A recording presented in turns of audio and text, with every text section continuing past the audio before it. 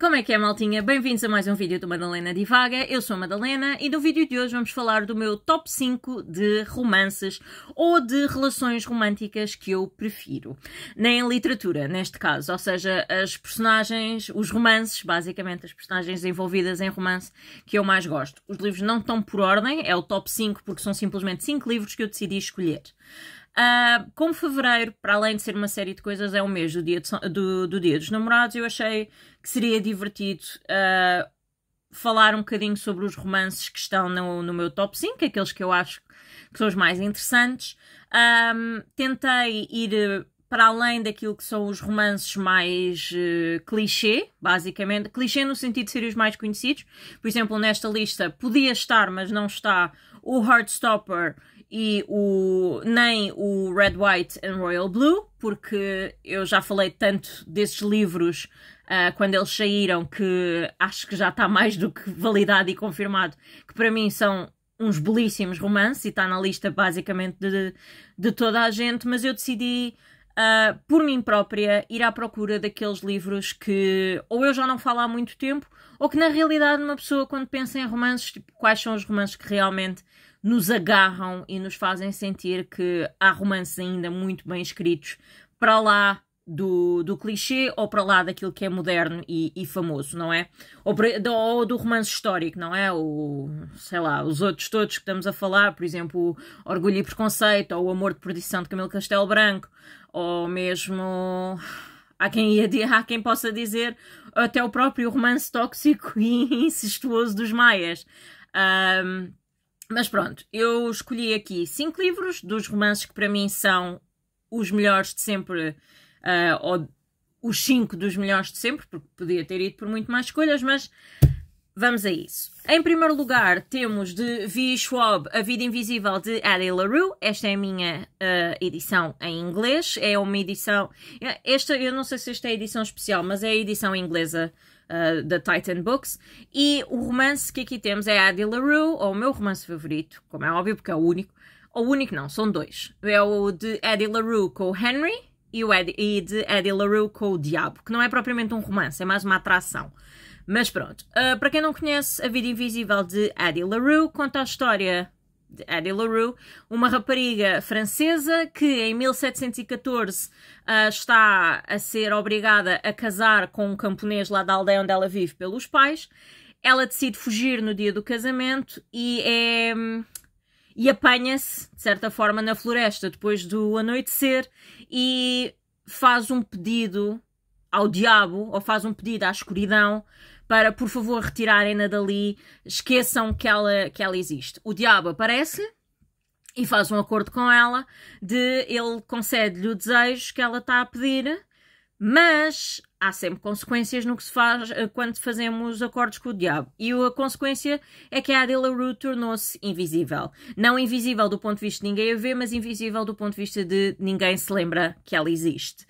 Cada vez que alguém olha para ela, conseguem-na ver, mas assim que desviam olhar, esquecem-se completamente que a tinham visto. Ela não pode escrever o próprio nome, ela diz o nome às pessoas, ninguém se lembra dela e, pior ainda, o diabo concedeu-lhe vida eterna.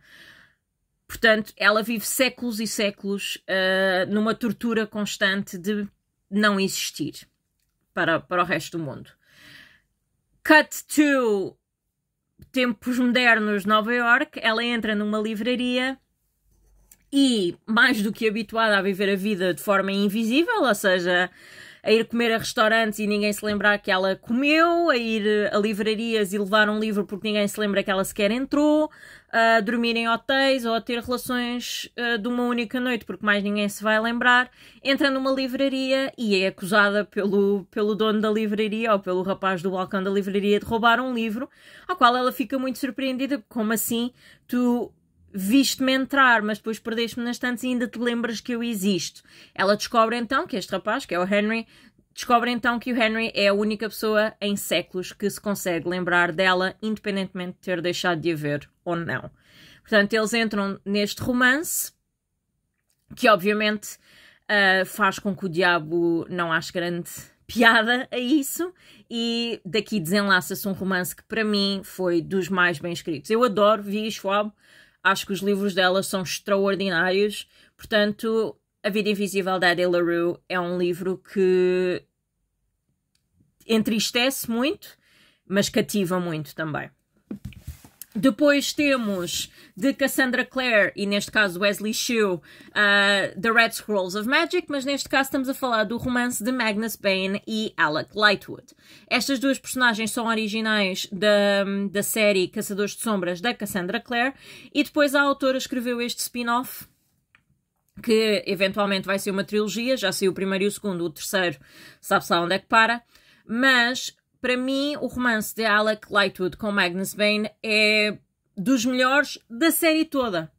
Da série toda. Há romances bons, há personagens que se apaixonam, que eu gosto bastante, mas para mim o Alec Lightwood e o Magnus Bane continuam a ser o melhor romance. Porquê? Porque de todos os romances é aquele romance ou aquela relação que é, para mim, a mais honesta. Primeiro, eu adoro estas duas personagens. O Magnus Bane é super cativante, não só na história, mas a forma como ele é escrito. É uma personagem super cativante, sarcástica, divertida, interessante, com todo um background, com todo um poder e toda uma magia à sua volta e toda uma personalidade muito, muito, muito cativante. O Alec Lightwood, para mim, é aquela personagem secundária que eu acho que merecia mais atenção, porque ele é realmente um belíssimo amigo, uma pessoa cheia de paciência, tem as suas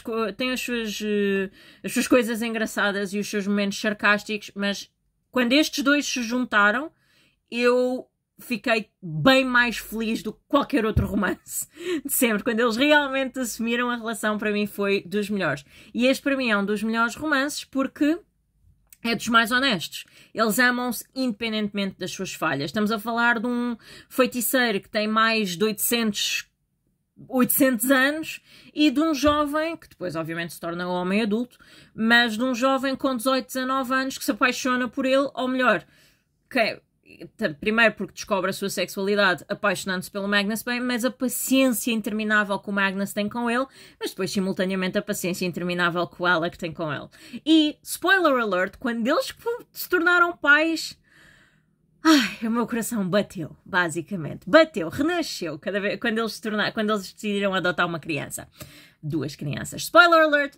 Mas pronto, Alec Lightwood e Magnus Bane também está na minha lista dos melhores romances de literatura até agora. E depois, este livro inclui 2 personagens que para mim, independentemente do livro, como é óbvio, há livros que eu gosto mais, há livros que eu gosto menos, mas é o romance de Hades e Perséfone. Mas o livro que eu vos vou apresentar é a banda desenhada Lore of Olympus, de Rachel Smythe. Porquê é que eu decidi pegar neste livro do romance de Hades e Perséfone em vez de outro qualquer? Porque eu acho que o Lore of Olympus, por ser uma banda desenhada, traz às personagens uma personalidade e uma sensibilidade que às vezes na narrativa isso não é bem transmitido por outros autores. Não é que não haja outros livros interessantes ou muito bem escritos sobre o romance de Hades e Perséfone, mas para mim o Lore of Olympus neste momento está a batê-los a todos, porque a profundidade que a Rachel Smythe consegue integrar nestas personagens, não só a nível gráfico, não é, de banda desenhada, mas também a nível de escrita e de texto, é extraordinário. Para quem não conhece a mitologia de Hades e Perséfone, Perséfone é a deusa da primavera, mas também a rainha do subterrâneo, e Hades é o deus do subterrâneo. Na mitologia, reza a lenda, que Hades consegue enganar Perséfone quando ela acidentalmente vai ao submundo ou vai atrás dele, já não me lembro uma parte da história, mas a Perséfone entra no submundo e aparentemente ou o Hades a engana ou ela acidentalmente come 6 sementes de romã, o que significa que ela tem que ficar 6 meses no reino subterrâneo, portanto no inferno. E daí por isso é que nós temos 6 meses de verão e primavera e 6 meses de inverno e outono, não é? Portanto, essa é a mitologia. Depois, os curiosos e os criativos transformaram isto num romance que para mim é extraordinário, porque de todos os romances da mitologia grega, este é o único em que não há traições, não há puro e honesto romance. Só, e honestamente, sim, pode ter uma base meia estranha e tóxica, porque a mitologia assim a fez, mas a realidade é que se formos olhar, Hades é um marido perfeito. Não atrai, respeita, dá-lhe todo o espaço que ela quer, ajuda a atingir o seu próprio potencial e Perséfone torna-se bem tão ou mais poderosa que Hades. E Lore of Olympus mostra isso e demonstra isso muito bem. Este é o primeiro volume, parte 1, publicado pela Iguana. Eu tenho estado a ler os livros em inglês, mas eles também já estão a ser publicados em Portugal, para quem quiser ler em português. Depois temos um romance que não é muito falado, mas que para mim foi uma agradável surpresa. Eu adorei. Este livro foi-me oferecido pela minha irmã e pelo meu cunhado no aniversário e é Escrito nas Estrelas, de Alexandra Belfour. Alexandra Belfour é uma autora que eu não estava à espera de gostar. Eu li a sinopse e achei, ok, é um romance sáfico, ok, deve ser interessante. Eu não estava à espera de gostar tanto. Primeiro e antes de mais é Enemies to Lovers e depois é Fake Dating e depois também começa com um romance de blind date. É um blind date que passa a Fake Dating, que é Enemies to Lovers. Então, basicamente, nós temos estas duas personagens, que eu me esqueci do nome, que é a Darcy e a Elle.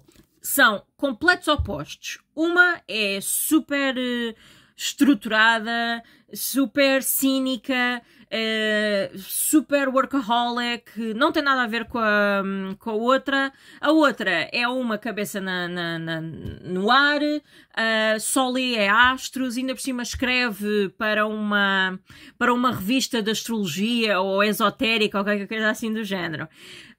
Mas elas acabam por combinar, isto é passado na altura do Natal, assim, novembro, dezembro, e elas decidem que, já que o irmão de uma delas foi quem planeou este blind date, vão fazer isto render, porque elas têm festas para ir, agora na altura do Natal, e decidem simplesmente, pronto, vamos avançar com isto. Como é óbvio, elas depois acabam por se apaixonar. Porquê é que este livro está na minha lista? Porque eu fiquei surpreendida com o facto de ter gostado tanto desta escrita. Gostei imenso da escrita da Alexandra Belfour. Já percebi que ela escreve principalmente livros de romance sáficos. Portanto, eu vou ler mais dela, porque eu acho que ela tem...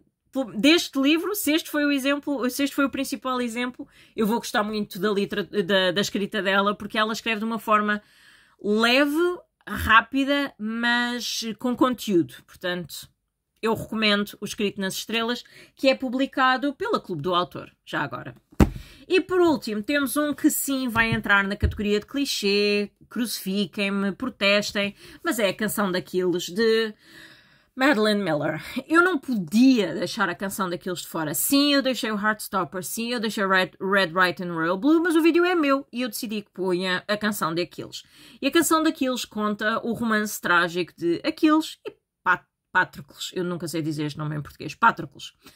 Para quem conhece a mitologia e as histórias da Guerra de Troia, que nunca ninguém sabe se foi verdade ou não, porque basicamente a Guerra de Troia, ou a Eneida e a Odisseia, etc., foram escritas tipo anos e anos depois disto algum dia ter acontecido, portanto ninguém sabe ao certo se isto é real ou não, mas não interessa. Aquiles e Patroclus é o romance que para mim mais me agarra e mais me tortura, e a Canção d'Aquiles fez isso muito bem, porque nós sabemos o que é que vai acontecer no fim. Todos nós sabemos o que é que acontece a Aquiles e todos nós sabemos o que é que aconteceu ao Patroclus, mas mesmo assim a Madeline Miller consegue escrever um livro inteiro que nos faz desejar que o fim seja diferente. Portanto, não só o livro é muito bom, como para mim o romance entre Patroclus e Aquiles está no meu top 5 dos melhores romances da literatura. Portanto, aqui estão o meu top 5 de livros, isto ao contrário. Ups.